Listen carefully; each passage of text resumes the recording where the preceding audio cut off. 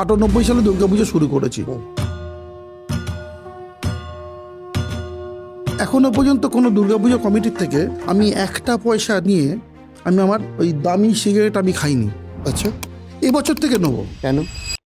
একটা জায়গায় আপনি বলছিলেন, দেখছিলাম যে কলকাতা পুজোর একটা বিরাট বড় ঐতিহ্য আছে, সেটা লুম্পেনদের হাতে ছেড়ে দিতে পারি। এটা আমার এখনো মনে হয়। কেন? হঠাৎ করে তোমার মনে হচ্ছে যে শিল্পকে সেকুলার করে তুলতে হবে, কারণ আমেরিকানরা এসব কথা বলছে বা পাশ্চাত্য এসব কথা বলছে। আরে 10টা হাত নিয়ে যে মেয়েটা রয়েছে, এতদিনের এত গল্প, এত প্রভাবনতা, তাকে বাদ দেওয়ার তো প্রবণতা, তাহলে তার নামটাই বাদ দিয়ে দাও।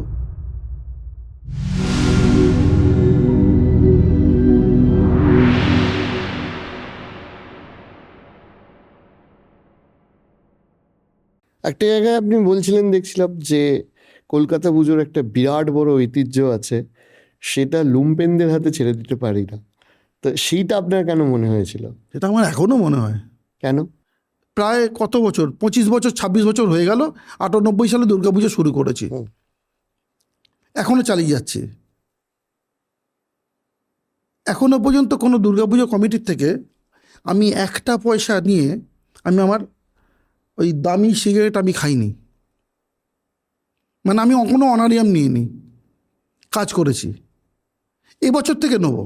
আচ্ছা, এবং শুরুটা করেছিলাম হাতিবাগান সর্বজনীনে, 60,000 টাকা বাজেট। সেই 60,000 টাকা বাজেটটা কিন্তু আমি নিজের পকেট থেকে দিয়েছিলাম।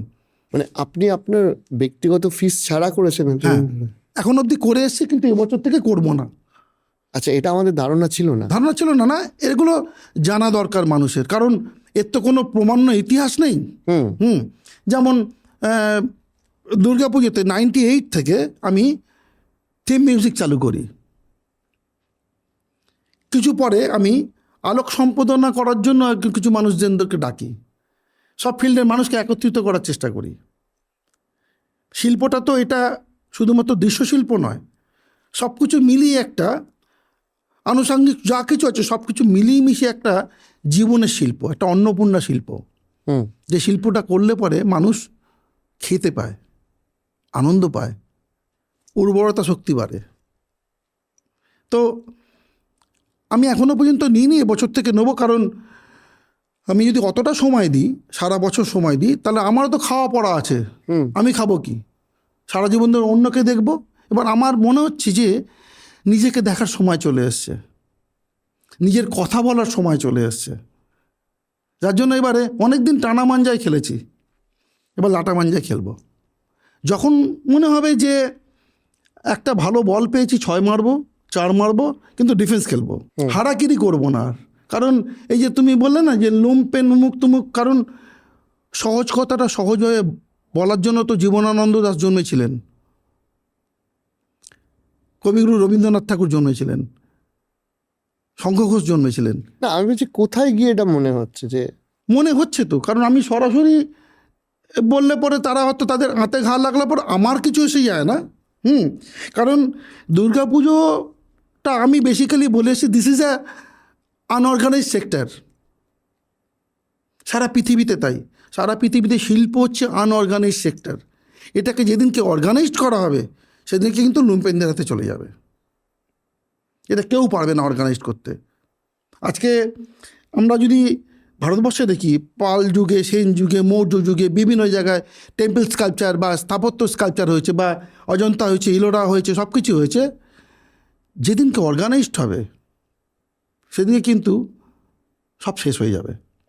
আজকে অর্গানাইজড ছিল না বলে আজকে ইলোরার একটা কেভের মধ্যে শৈব, জৈন, বুদ্ধিস্ট তিনটে সমন্বয়ে এত বড় একটা কালচারাল সমন্বয় ঘটেছিল।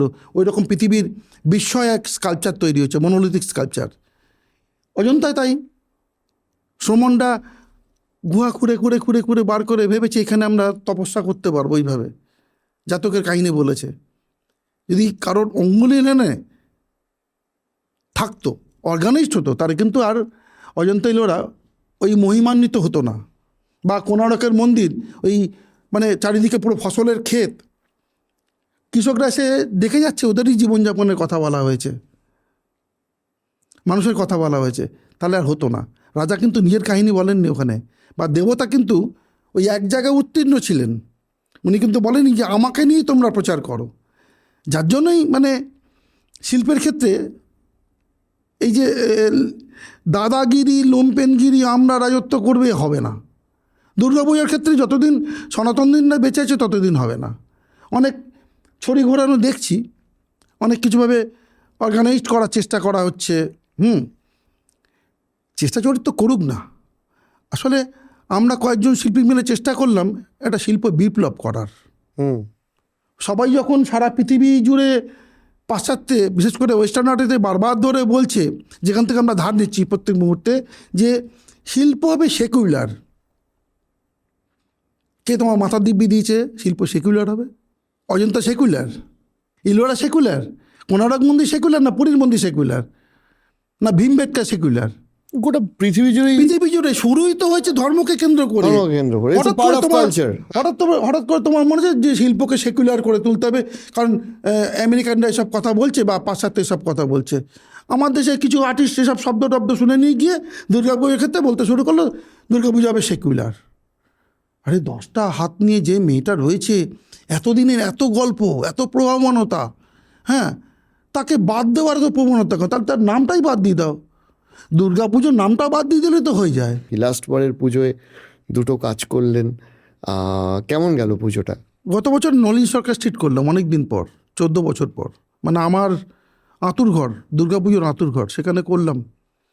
খুব মানে আনন্দ করেছি, মজা পেয়েছি। এবং এবছরে যেহেতু সদ্য সলিল চৌধুরী মহাশয়ের শতবর্ষ ছিল, তা আমি সলিল চৌধুরী ভক্ত আর কি। আচ্ছা, ভাবশিষ্যও বলতে পারো। তো ওনাকে মানে সেলিব্রেট করব, ওনার শতবর্ষ উদযাপন করব কিভাবে, মাথার মধ্যে ছিল ভীষণভাবে। আমার তখন মনে হলো যে ইউনেস্কো ইন্টেলিজেবল হেরিটেজ বলে একটা তকমা দিয়েছে দুর্গাপুজোকে, বাট আমরা রক্ষা করছি কোথায়? ওই মাথার মধ্যে ঘোরাফেরা করছে হঠাৎ করে ওই একটা সাবঅল্টার্ন কালচার, সাবঅল্টার্ন জায়গা, মানে নলিন সরকার বস্তি এলাকা, যেখান থেকে যাদেরকে নিয়ে আমি উদযাপন করি, সব কিছু মিলিয়ে মিশিয়ে একটা মানে এটা হেজিমনি একটা কালচার মাথার মধ্যে ঘুরে বেড়াচ্ছে যে কী করে এটাকে উদযাপন করা যায়। ঠিক আছে চলো, তো 7 ভাই চম্পা জাগরে জাগো, যদি গানটা গাওয়াই তাহলে তো কী এসে গেল, তো গান বাজতেই পারে। তারপর দেখা গেল যে আমি চিতপুরের ছেলে, ওই মেহবুব ব্যান্ড যেটা আস্তে আস্তে করে আউট হয়ে যাচ্ছে, একদম কেউ শুনছে না, কেউ জানছে না, কোনো সেলিব্রেশনে ডাকছে না, অথচ ওরাই সমস্ত উদযাপনগুলো করতো, সে বিসর্জন হোক, বিয়েবাড়ির হোক, যা কিছু হোক।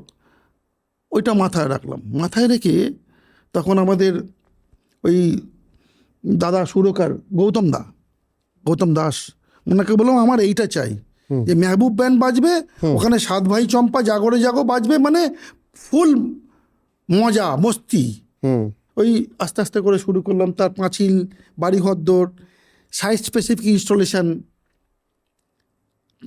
প্যান্ডেল ছেড়ে আস্তে আস্তে করে জানলা, বাড়িঘরদোর, তাদের বারান্দা, তাদের দেওয়াল, তাদের ভেতরে ঢুকে যাচ্ছে আস্তে আস্তে করে বিস্তার শুরু করলাম। এবং এমন মেটেরিয়াল ইউজ করলাম যে মেটেরিয়ালটা একদম ওইখানে বিক্রি হয়, মানে হরিশাহার হাট, যেখানে একদম আমি বলছি মানে কোট আনকোট সাবঅল্টার্ন মানুষদের জামা কাপড় বিক্রি হয়। ওই ফেলে দেওয়া জামা কাপড়, ওইগুলো দিয়ে সাজাতে শুরু করলাম।